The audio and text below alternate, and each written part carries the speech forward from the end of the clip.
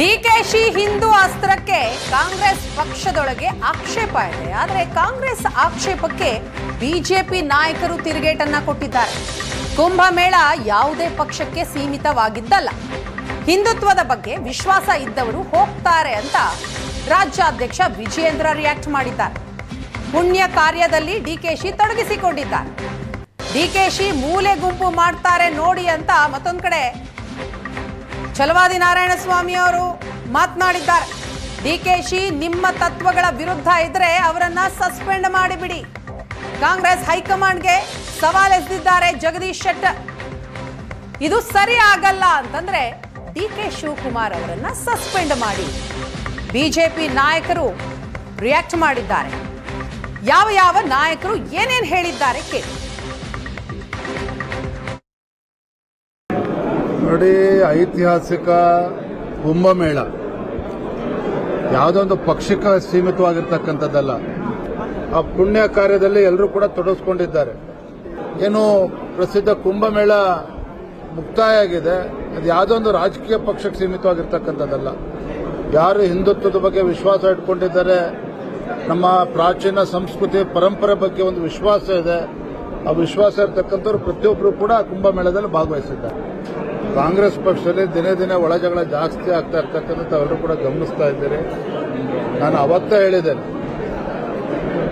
ಮುಂದಿನ ದಿನಗಳಲ್ಲಿ ಕ್ಷಿಪ್ರ ರಾಜಕೀಯ ಬೆಳವಣಿಗೆಗಳು ರಾಜ್ಯದಲ್ಲಿ ನಡೀತದೆ ಅನ್ನೋದನ್ನು ಹೇಳಿದ್ದೇನೆ. ಆಡಳಿತ ಪಕ್ಷದ ಕಾಂಗ್ರೆಸ್ ಪಕ್ಷದಲ್ಲಿ ಇವೆಲ್ಲವೂ ಮುನ್ಸೂಚನೆ ಅಂತ ಕಾಣಿಸ್ತಾ ಇದೆ. ರಾಜಕೀಯೇತರ ವೇದಿಕೆಗಳಲ್ಲಿ ವೇದಿಕೆಯನ್ನು ಹಂಚಿಕೊಳ್ಳೋದು, ಅದನ್ನು ತಪ್ಪಾಗಿ ಭಾವಿಸತಕ್ಕಂಥದ್ದು ಏನೂ ಇರಲಾರದು.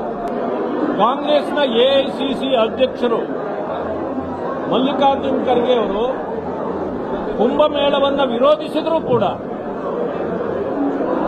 ಮಾನ್ಯ ಡಿಕೆ ಶಿವಕುಮಾರ್ ಅವರು ಕುಂಭಮೇಳಕ್ಕೆ ಹೋದರು. ಏನು ಖರ್ಗೆ ಅವರು ಹೇಳಿದ್ರು ಆ ಮಾತನ್ನು ವಿರೋಧಿಸಿದಂಗಾಯ್ತು. ನಾನು ಹಿಂದುವಾಗೇ ಸಾಯ್ತೇನೆ ಅಂತಕ್ಕಂಥ ಮಾತನ್ನು ಹೇಳಿದ್ರು. ಡಿಕೆ ಶಿವಕುಮಾರ್ ಒಬ್ಬ ಹಿಂದೂವಾದಿ ಅನ್ನೋದು ಇವತ್ತು ಸಾಬೀತಾದ ಮೇಲೆ ಕಾಂಗ್ರೆಸ್ ಪಕ್ಷ ಅವರನ್ನ ಮೂಲ ಗುಂಪು ಮಾಡತಕ್ಕಂಥ ಕೆಲಸವನ್ನ ಮಾಡ್ತಾರೆ.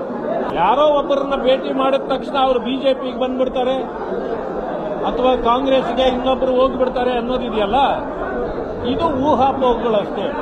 ಕುಂಭಮೇಳಕ್ಕೆ ಹೋಗಿದ್ದು ಅಥವಾ ನಿನ್ನೆ ಕೊಯಿಮತ್ತೂರಿಗೆ ಹೋಗಿ ಇದಕ್ಕೆ ಹೋಗಿದ್ದು, ಈಶ ಫೌಂಡೇಶನ್ಗೆ ಹೋಗಿದ್ದು, ಶಿವರಾತ್ರಿಯಲ್ಲಿ ಭಾಗವಹಿಸಿದ್ದು, ಇದೆಲ್ಲ ದೊಡ್ಡ ವಿಷಯ ಅಲ್ಲ. ಅದು ನ್ಯಾಚುರಲ್ ಪ್ರೊಸೆಸ್. ಇದನ್ನ ಅವ್ರಿಗೆ ಸರಿ ಆಗುದಿಲ್ಲ ಅಂತಂದ್ರೆ ಡಿಕೆ ಶಿವಕುಮಾರ್ ಸಸ್ಪೆಂಡ್ ಮಾಡಿಬಿಟ್ಟಿರುತ್ತೆ ಕಾಂಗ್ರೆಸ್ ಪಾರ್ಟಿಯಿಂದ. ನಿಮ್ಮ ತತ್ವ ಮತ್ತೊಂದು ಎಲ್ಲ ಅದಕ್ಕೆ ವಿರುದ್ಧವಾಗಿ ಡಿಕೆ ಶಿವಕುಮಾರ್ ನಡೆಸ್ಕೊಂತ ಇದ್ದಾರೆ ಅಂತಂದ್ರೆ ಅವ್ರು ಹೊರಗೆ ಹಾಕಿಬಿಟ್ರೆ ಪಾರ್ಟಿಯಿಂದ. ಅದಕ್ಕೆ ಇದು ಮಲ್ಲಿಕಾರ್ಜುನ್ ಖರ್ಗೆ ಅವ್ರ ಸ್ಟೇಟ್ಮೆಂಟು, ಪ್ರಿಯಾಂಕಾ ಖರ್ಗೆ ಅವ್ರ ಸ್ಟೇಟ್ಮೆಂಟು ಹಿಂದೂಗಳ ವಿರುದ್ಧ ದ್ವೇಷ ಸಾಧನೆ ಮಾಡುವಂತದ್ದು ಅದಾಗಿದೆ. ಅಂದ್ರೆ ಅಲ್ಪಸಂಖ್ಯಾತರ ತುಷ್ಟೀಕರಣ ಮಾಡಿದ್ರೆ ನಾವು ರಾಜಕಾರಣ ಮುಂದುವರಿಸಲಿಕ್ಕೆ ಸಾಧ್ಯ ಇದೆ ಅನ್ನುವಂಥದ್ದನ್ನ ಅವ್ರು ತೋರಿಸ್ತಾ ಇದ್ದಾರೆ. ಅದರಿಂದ ಅವ್ರು ಹಾಳಾಗ್ತಾ ಇದ್ದಾರೆ ಅನ್ನುವಂಥದ್ದು ಅವ್ರಿಗೆ ಅರ್ಥ ಆಗ್ತಾ ಇಲ್ಲ.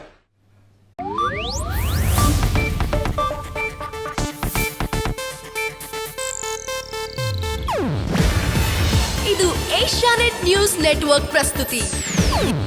ನೀವು ನೋಡ್ತಿದ್ದೀರಾ ಏಷ್ಯಾನೆಟ್ ಸುವರ್ಣ ನ್ಯೂಸ್.